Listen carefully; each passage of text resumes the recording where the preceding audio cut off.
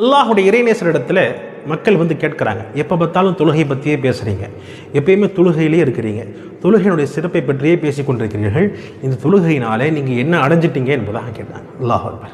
அந்த பெரியார் சொன்னார், நான் தொழுகையில் அடைஞ்சிட்ட விஷயத்தை விட நான் இழந்த விஷயங்கள் அதிகமாக இருக்கிறது என்பதாக சொன்னாங்க. மக்களுக்கு ஒன்றுமே புரியலை. மக்கள் எனக்கு என்னடா சொல்ல வரார் என்பதாக மக்கள் கவனமாக கேட்க ஆரம்பித்தாங்க. உடனடியாக அந்த பெரியார் சொன்னார், இந்த தொழுகையினாலே பொய் சொல்றதை நான் இழந்து விட்டேன் என்பதாக சொன்னார். தீமையான விஷயங்கள் பால் என்னுடைய சிந்தனை போவதை விட்டு நான் இழந்து விட்டேன் என்பதாக சொன்னார். சுப்ஹான். தீமையான எல்லா விதமான காரியத்தில் என்னுடைய நேரத்தை செலவழிப்பதை நான் இழந்து விட்டேன் என்பதாக சொன்னாங்க. இப்பொழுது என்னுடைய நேரம் முழுவதுமாக நல்ல விஷயங்களில் கழிந்து கொண்டிருக்கிறது, நன்மையான விஷயங்களில் கழிந்து கொண்டிருக்கிறது என்பதாக அந்த பெரியார் சொன்னார். இறுதியாக குர்ஆனுடைய இந்த ஆயத்தையும் ஓதி காட்டினார். இன்ன ஸலாத்த தன்ஹா அனில் ஃபஹ்ஷாஇ வல் முன்கர்.